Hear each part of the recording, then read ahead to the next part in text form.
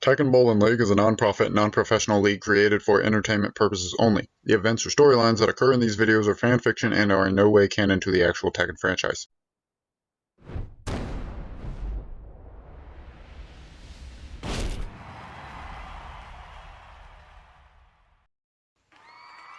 And the crowd is going absolutely wild because this is opening day of the Tekken Bowling League. So we're going to explain the rules a little bit before we get into this. First off, it's teams of 3, single elimination tournament. Each bowler will face another one from the other team, and it's best of 3 games. And then if the first person out there is not the captain, if they lose, then the team captain must play the second round. So basically, if your team is down, captain's got to show up. Alright, with all that being said, let's go ahead and hop into this matchup. We got a good one for you today, folks.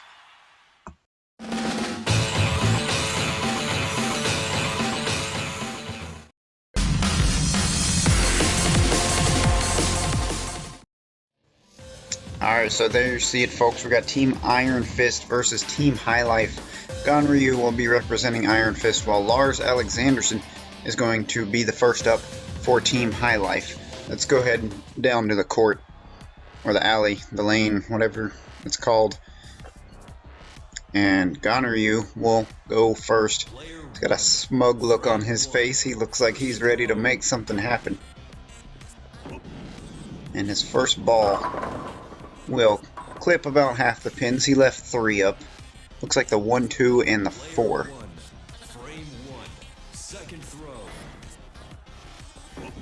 Second ball just misses it. So close. If he had just was even an inch more to the left, that might have picked up the spare. You can see the disappointment on his face. So now Lars is up for Team High Life, and his first ball, oh, it hits the pocket, but it didn't curve, so it's going to leave 2 of the back pins. So he's got the 5 and the 8 to pick up. Got some power on this one. Clips one, knocks it into the other. That's going to be a spare.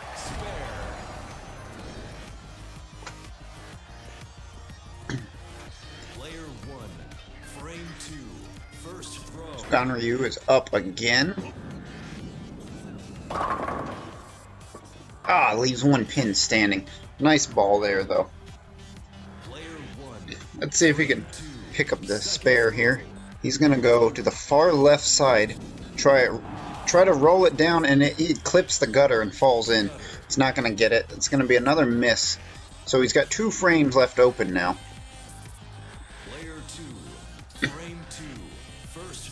So far he's sitting on a 16. Lars has a spare, followed up by, it looked like might have been a strike at first, but kind of the same situation. He left 2 pins standing.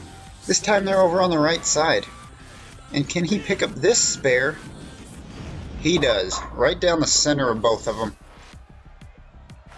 So far it looks like Lars Alexanderson is taking a pretty commanding lead here.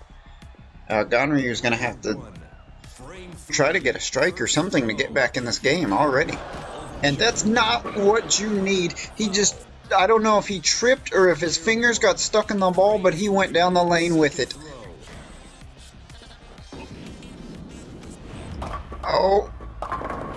And 1 pin. He almost picked up the spare off of that foul. That would have been incredible, but just 1 pin absolutely robbed him. And now Lars is up. He's going to bowl. He just missed the head pin. He's going to take out about half of them on the left side there. He's got 4 remaining. And he's picked up his last 2 spares. Can he do it a 3rd time? He was just slightly too far to the left.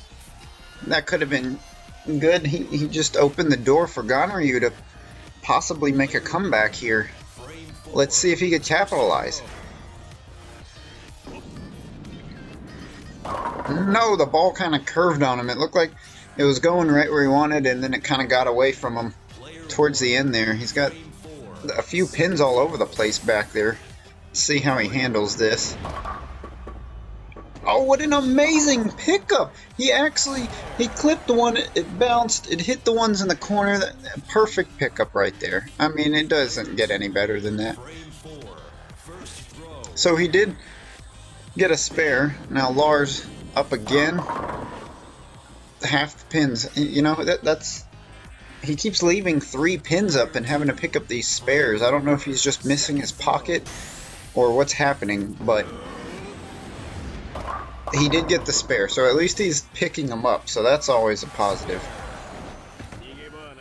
Oh, and now it looks like he's starting to taunt his opponent. I mean, he has a lead, but no lead is safe. Let's see, Ganryu did not like that taunt. He answers with a strike right down the middle. You could see the excitement on his face as he knows he's in the zone now. Lars answers right back with a strike of his own. Absolutely incredible. These two are really going at it. 37-mile-an-hour ball right down the center. And the taunting continues. And now we're going to shift the scenery here to add to the intensity. I think Ganryu looked a little confused at first, but he's in the zone now. Oh, and he tripped again. That's the second time he fell down the lane. I don't know how that's happening, but it's happened to him twice. I don't know if he just lost footing or what. And the spare is just, it's not there. I think he got 4 or 5 pins. That's not what you want to follow up a strike with. And now it's Lars' turn to see if he can do something. And he left 2. The 5 and the 9. Now he's been pretty good about picking up his spares today. Let's see if he does it again. Oh yeah, right through the center of them. Easy pickings. Lars is on point today. I think he's had 1 open frame, but he's spared all the rest. He's doing absolutely incredible. And Ganryu now. Right down the middle, knocks it down! He made the pins flip enough to just barely clip the one in the corner, and that's going to be a strike for him. Player 2, frame 7, first throw. And Lars answers right back with a strike of his own again. That is the second time Ganryu got a strike, and Lars answered it right back with a strike of his own.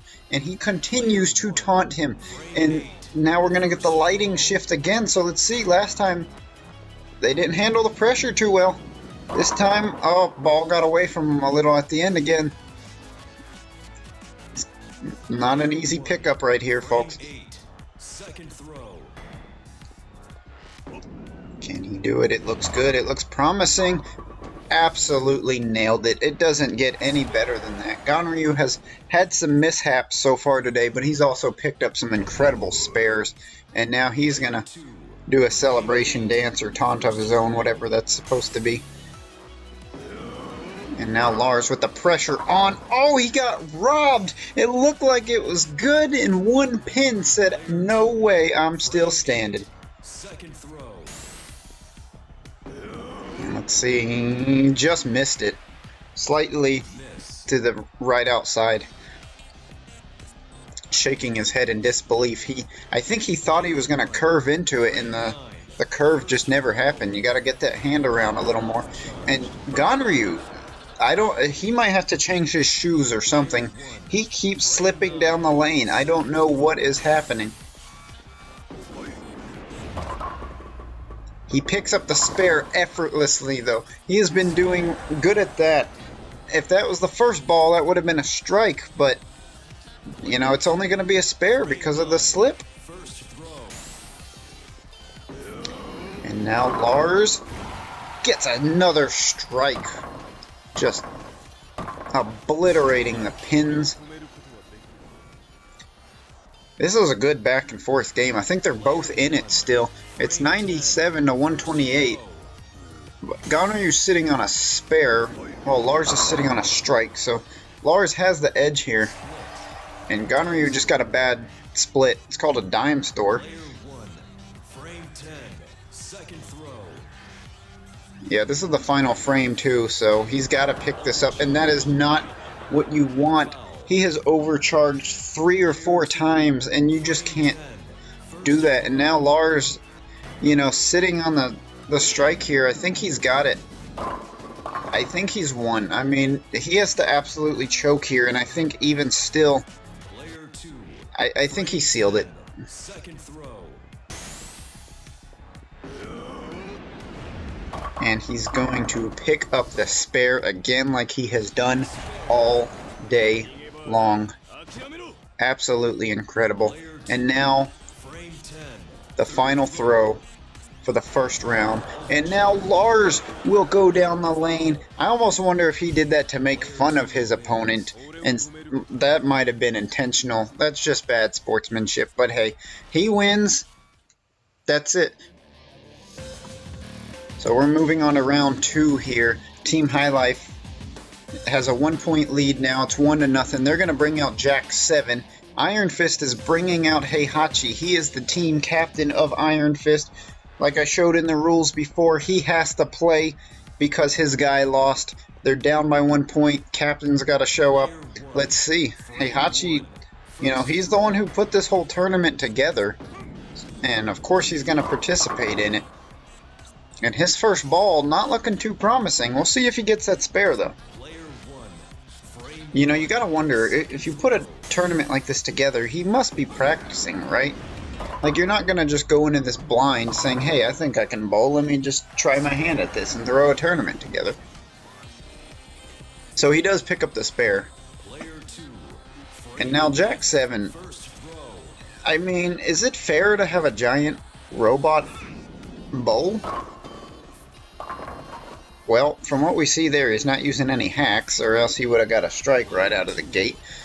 So, I don't know if they turned him off, or maybe he's just bowling legitly. And now he goes down the lane with the balls. I mean, technically he knocked all the pins down, but you can't go with it.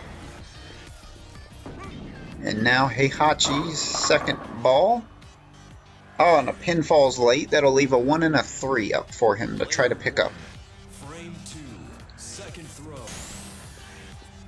He's got a lot of power on this one. Right down the center of both of them. Looks like it was a roughly 40-mile-an-hour ball. He could put some power behind it for sure. Player 2, frame 2, first throw. Speaking of power, 52 miles an hour for Jack 7. Still missed 2 pins though. Second throw. And he's gonna go down the lane again. I don't know if that's a programming thing or if there's something slippery on the ground, but there's been a lot of slip-ups and tripping lately. We may have to get these lanes looked at after this first round here. Excuse me, second round. It's the first round of the tournament, second round of the match. And what an absolutely amazing pickup there. Heihachi is really trying to keep his team in it. I mean, when you're the guy who puts the tournament together, you don't want to be knocked out of the first round, so, you know, expect him to come at this with everything he's got. But speaking of everything you've got, Jack 7 straight down the center with power, and he'll score the first strike of this matchup here. Player 1, frame 4, first throw. Let's see if Heihachi has an answer to that. No, he left 2 pins. As we saw with Ganryu versus Lars, every time Ganryu strike, Lars answered right back with a strike of his own. Heihachi unable to do that here though. He does get that spare though. No, it missed! It didn't quite roll the way he needed it to, and it just slightly missed the pin. Frame 4, first throw. And now the lights will get intense. Jack 7 up again. Right down the middle, leaves 2 pins. I don't know how 2 pins can still remain with that much power and force hitting them, but it happened. 52-mile-an-hour ball wasn't enough. And now he will pick up one of them, not the other. He needed to hit the left side. He ended up clipping the right side of that pin.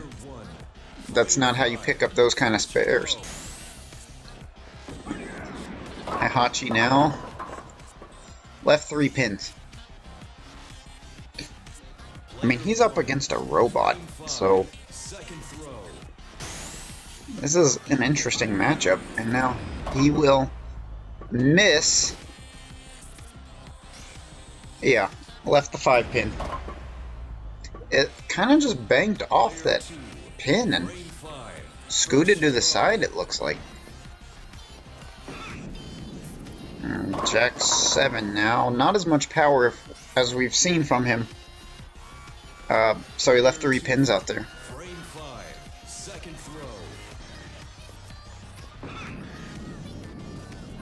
Just missed. It looks like he hit the exact same spot that he did on the first ball. He needed to be a little more to the left. That's going to leave a frame. It looks like even robots can walk off in shame. You know, maybe Jack 7 has emotions. He might not be pure robot. Or he was well designed to have human feelings.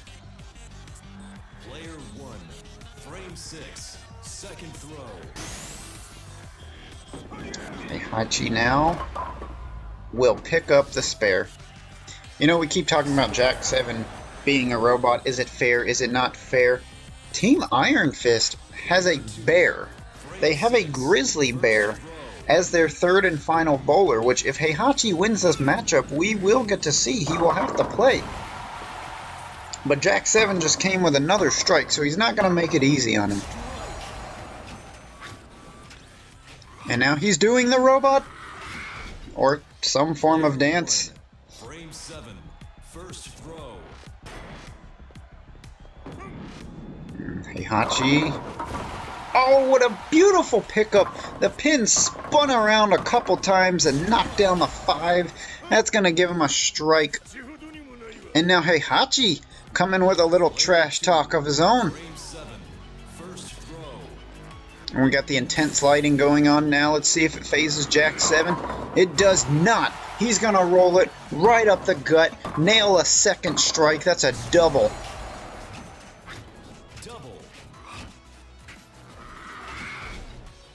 Player 1, frame 8, first throw. Heihachi answers. No one left standing.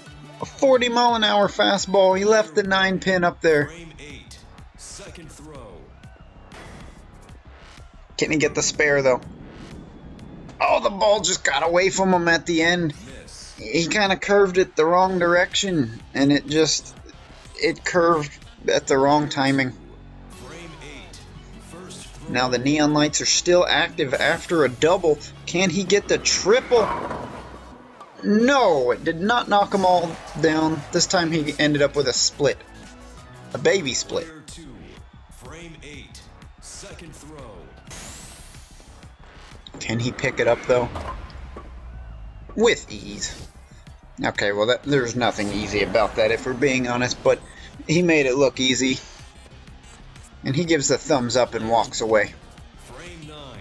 Pretty good matchup so far. I think Heihachi has a slight lead though, despite everything that's been happening.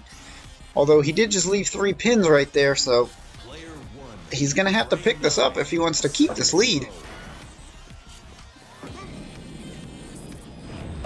And he does. He's got the spare. Player 2, frame 9, first throw.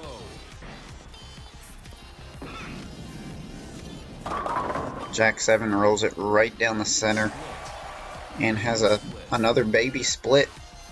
Player 2, frame It's 9. exactly like last frame. Can he pick it up again? Picks it up the exact same way, it looks like. And you see the excitement out of the big robot.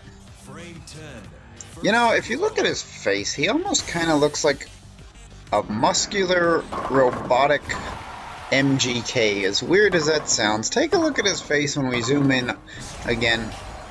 Heihachi coming with a strike.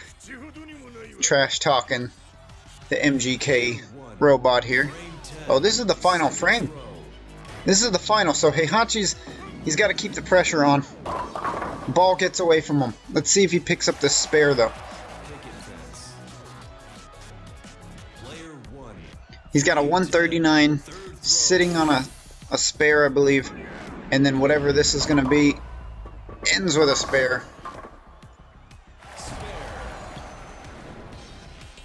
So it's going to come down to what Jack 7 can do here. He has a chance to seal the game. Heihachi with a 165, and Jack 7 goes down the lane again. That's not what you need in the final frame. That's going to be a foul, and he will have one more chance to redeem himself, and he does it again. That's a double overcharge, and that is the worst case scenario. And so the Iron Fist team is still alive. We will have to have the grand finale matchup, and here it is. Kuma versus Lee. Lee is the captain of High Life. Kuma is the grizzly bear I was talking about for Team Iron Fist. I mean, it doesn't get any more exciting than this on opening day. Let's get right into it as Kuma will walk up to the plate. He is ready. Alright, here we go. First throw. Let's see what we get out of a bowling grizzly bear. And wow. Look what he does here. He knocks the pin into the other lane. He's got pins from the other lane. And then follows that up with a foul. I think some of these bigger characters or bigger bowlers have issues keeping their footing on the lane here, and out comes Lee with a strike. He's like, I want to take charge of this game. Like, we need to knock off Team Iron Fist right out of the gate. Let's make a statement, and that's what he's trying to do. But he's up against a grizzly bear, and another pin goes flying. It doesn't end up in the other lane, but we're gonna have to put some guards up or something. Someone's gonna get hurt out there. I mean, you got a bear rolling a bowling ball, and these things are flipping everywhere. And he picks up a spare. Who would have thought having a grizzly bear on your team would be beneficial to you? And now Lee Xiaolong with a nice spare pickup. Or strike, excuse me, that was his first ball. That's right. He has a double. Opens the match with a double. He almost looks like he's been practicing. Maybe he might be slightly professional. Meanwhile, Kuma takes another water slide trip. That's gotta hurt the stomach, though. Even if you are a bear, I mean, that's gotta leave a mark. And he follows that up with a would-be strike, but it's gonna be a spare because it was his second ball. And he's doing a little dance. And now we're on the third ball. Can he get a triple? No, he just curves it slightly too soon. It's gonna miss a couple pins. Player 2, frame 3, second throw. Now, can he get the spare? He does. So, Lee Xiaolong has opened up with a double strike followed by a spare. He is really putting the pressure on Kuma here, who just made another pin fly into the atmosphere, and there's no telling where that thing ended up. But it's going to be a strike. Player 2, frame 4. You know, despite Kuma falling down the lane twice, he's actually keeping up with Lee until he just bowled another strike, and he's not going to let up. This is what you need to do if you want to knock off the sponsor of the whole thing. You want to show up. I believe it's actually his, I want to say stepfather. It might be his adopted father. I'm not entirely sure on the relationship status there, or the relations. But I know there's a little bit of bad blood. This whole family has some bad blood between them. So anytime they get a chance to embarrass one another, they go for it. And Kuma just got a strike, and Lee Xiaolong did not. He missed a pin there.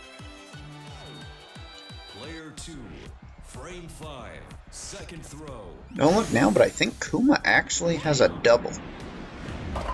Oh, and he just barely clips that. He will keep the spare. Li Xiaolon staying alive. He actually does not have an open frame yet. Kuma has a 9 to start off, but then since then, spare, spare, strike, strike, hits 4 pins. So we'll see if he picks up this spare. Player 1, frame 6. We're already on frame 6. And Kuma will go down the lane again. We have got to check out what is going on with the footing of some of these people. Is there something on the ground? Are they not wearing proper shoes? I mean, Kuma's not wearing shoes at all. Player 2. Lee leaves 1 pin up. Can he pick up the spare? He's done it so far every time. He's got it. He almost looks like a professional bowler out there. I mean, he does it with such grace, such majestic elegance. I mean, he just goes up there and makes it look easy. And then you got Kuma, the grizzly bear, just goes up and slings it. Pins end up in the other lane. Look, it's still not even fixed. Can we get a cleanup on aisle 3?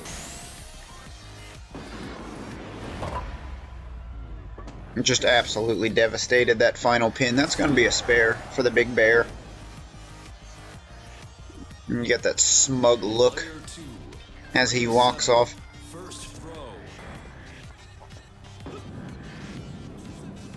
And Li Xiaolon just slightly outside of his pocket. It's going to miss a couple pins, but he hasn't missed a spare yet. He's been hitting strikes and spares all game. Is this the one? It didn't curve. Oh, but he saved it. The pin. Let's get a replay on that one. The pin banked off the back. Look at this. Here we go. He hits him. The pin flips off the back, clips that one, which knocks it, then drops, lands on the other pin, which will knock it over. That is an absolute amazing spare. A lot of luck involved there, but absolutely incredible. And then Kuma goes up and just blasts the pins with a strike. Look at him dancing. He is so excited right now. He's just out there having fun. I don't even know if he knows what's going on, but he's loving every minute of it.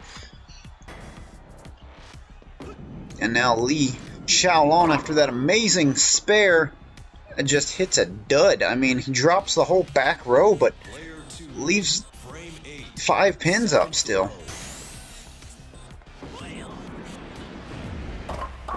And that time he does not get it. That is the first missed spare, and you have to wonder if the pressure is starting to get to him from Kuma just absolutely balling.